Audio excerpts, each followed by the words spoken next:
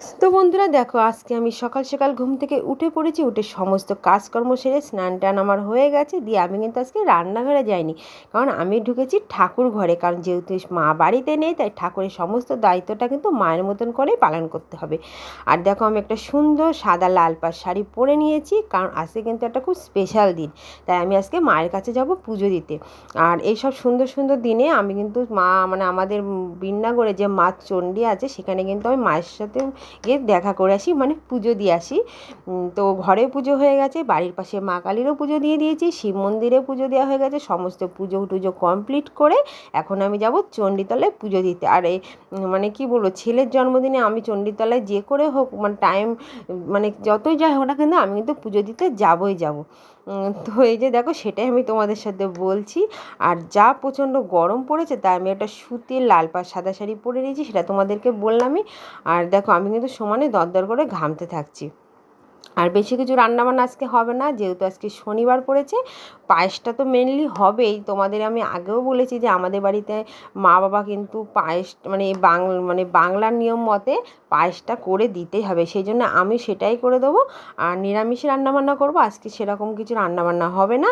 আর কালকে যেহেতু আমি আরেকটা ডেট পাচ্ছি, 31শে মার্চ, তো দেখি কালকে আমি ওর জন্য কী কী রান্না করতে পারি।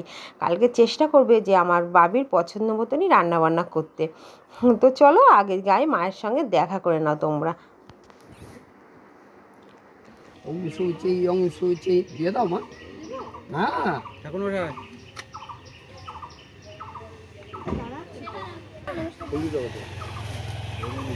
ফুলগুলো ফুলগুলো এখানে রাখো।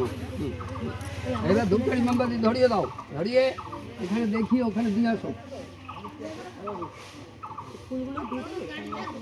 হ্যাঁ হ্যাঁ,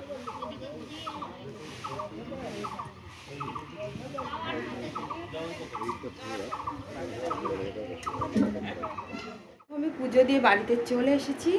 আজকে খুব একটা ভিড় ছিল না, ভালো করে পুজো দিলাম। তো এখন রান্না বান্না হবে। তো চলো রান্না বান্না করে নিয়ে তারপরে আবার তোমাদের সাথে দেখা হচ্ছে। দেখো, শাড়িটা আমার কত সুন্দর লাগছে। গরমে কিন্তু এইসব শাড়ি পরতে খুব ভালো লাগে। চলো একবারে পরে রান্না বান্না করে আসছি।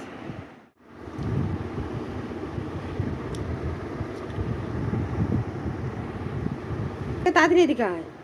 ওঠ,